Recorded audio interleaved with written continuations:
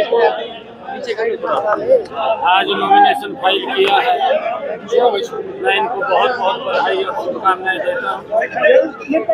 आज एक बड़ा कार्यक्रम जिसमें ठाकुर राजनाथ सिंह जी इस नॉमिनेशन के अवसर के ऊपर आए थे।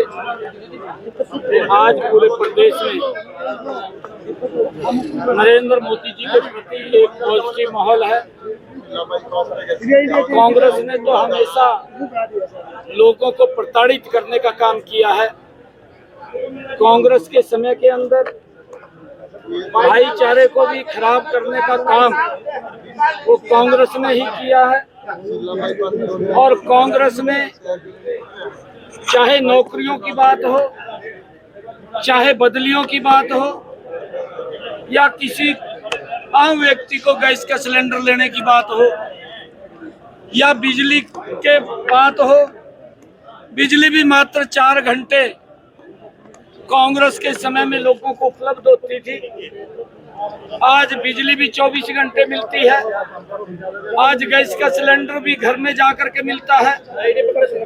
आज बदली भी घर बैठे ही हो रही है। आज नौकरी भी बिना पर्ची बिना खर्ची के मिल रही है। नहीं तो 2014 से पहले तराजू लगे हुए थे, घर में तराजू लगा रखे थे कि किसकी टैची में ज्यादा वजन है उसको नौकरी लगेगी। इतना भ्रष्टाचार नौकरियों के अंदर था। परंतु आज बिना पर्ची बिना खर्ची के कांग्रेस से ज्यादा नौकरियां देने का काम ये हमारी सरकार ने, डबल इंजन की सरकार ने किया है। आज पूरे प्रदेश में नरेंद्र मोदी जी के प्रति एक बड़ा लोगों का श्रद्धा का भाव है। और 25 मई को बहुत भारी संख्या के अंदर लोग घरों से निकल करके कमल के फूल को, नरेंद्र मोदी जी को वोट देने वाले हैं। हरियाणा प्रदेश की 10 की 10 लोकसभा की सीटें बड़े मैंडेट के साथ वो नरेंद्र मोदी जी के पास जाएंगी। आज यहाँ संकल्प लिया है, रोहतक की सरदारी ने संकल्प लिया है, क्योंकि इनका शासन वो देखा है। ये परिवारवादी पार्टियां हैं, परिवार से अलग कुछ सोचती नहीं है। ना ये देश के बारे में सोचते हैं, ना ये देश की जनता के बारे में सोचते हैं। अपने परिवार को सोचने वाले लोग हैं। और जनता अब ये 2024 में जब ये रिजल्ट 4 जून को आएगा, अरविंद शर्मा जी यहाँ से जो लोगों ने रोहतक के संकल्प लिया है कि 2 लाख ज्यादा वोटों से अरविंद शर्मा जी जीत करके नरेंद्र मोदी जी को तीसरी बार प्रधानमंत्री। सीएम साहब, कांग्रेस एक मुद्दा लेकर आ रही है पूरे देश में, क्या आप लोग संविधान बदलना चाहते हैं? भारतीय जनता पार्टी के समय में, नरेंद्र मोदी जी के समय में ये देश संविधान से चल रहा है। और जिस व्यक्तित्व ने ये पवित्र संविधान देने का काम किया, नरेंद्र मोदी जी ने उसके 5 स्थानों को पंच तीर्थ के रूप में विकसित करके डॉक्टर भीमराव अंबेडकर जी को सम्मान देने का काम किया। कांग्रेस ने संविधान को, अपने आप को संविधान से ऊपर माना। संविधान का सम्मान कांग्रेस पार्टी ने नहीं किया। संविधान को कमजोर करने का काम कांग्रेस पार्टी ने किया। इनके राहुल गांधी साहब जो प्रधानमंत्री कैबिनेट के अंदर इनके यूपीए के कांग्रेस के एक बिल लेकर के आते हैं और लोकसभा के अंदर वो उस बिल को फाड़ करके उसको ऊपर फेंक देते हैं। तब संविधान कहाँ था? संविधान की स्थिति क्या थी? ये कांग्रेस के लोगों को पूछना चाहिए। काका कालेलकर की रिपोर्ट से लेकर के जो बीसी को उसको अधिकार देने की बात थी, उसको 27% का आरक्षण देने की बात थी, काका कालेलकर की रिपोर्ट का विरोध कांग्रेस पार्टी ने किया।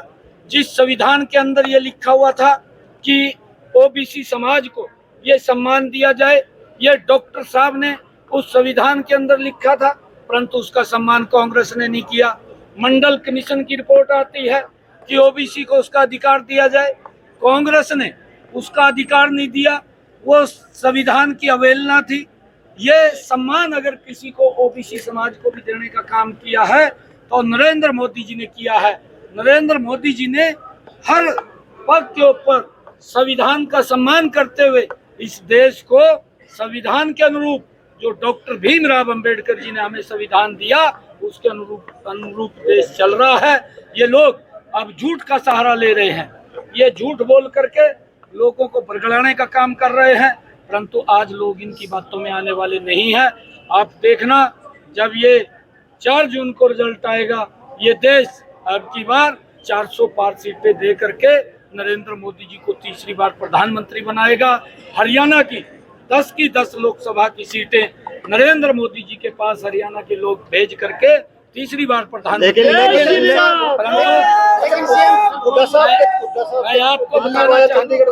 मैं आपको बताना चाहता हूँ, हुड्डा साहब ने भाईचारे को खराब करने का काम किया है। हुड्डा साहब ने, कांग्रेस पार्टी ने जातियों में सब जातियों को बढ़ाने का काम ये कांग्रेस पार्टी ने किया है। देश के अंदर दंगे करा करके लोगों को डरा करके वोट बटोरने का काम ये कांग्रेस पार्टी की नीति रही है। कांग्रेस की नीति धारा 370 जो नरेंद्र मोदी जी ने समाप्त की है, उसके नाम के ऊपर लोगों को डरा करके वोट लेने का काम करते रहे हैं। लोग इनके क्रियाकलापों को भूले नहीं है। और कांग्रेस ने जो किसानों के साथ भी अपमान किया है, उनको 2 रुपए का चेक थमाना, उनको 5 रुपए का चेक थमाना, उनका अपमान करना, ये कांग्रेस की सोच में रहा है, कांग्रेस के डीएनए में रहा है।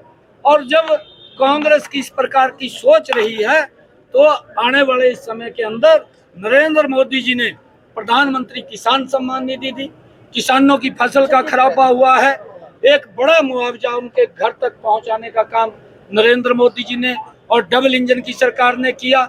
युवाओं को भी बिना पर्ची बिना खर्ची के रोजगार दिया। इनके समय के अंदर इस प्रकार से तराजू में तोल करके नौकरी दी जाती थी कि किसकी टैची में ज्यादा वजन है, और वो लोग भूले नहीं हैं, लोग सब जानते हैं। और उसका जवाब 25 मई को हरियाणा प्रदेश के लोग देने वाले हैं। सूरत के बाद इंदौर में जिस तरह से उनके कांग्रेस के आपने तोड़े हैं, तो क्या कहेंगे? देखिए, कांग्रेस का कोई भी प्रत्याशी चुनाव लड़ने के लिए तैयार नहीं है।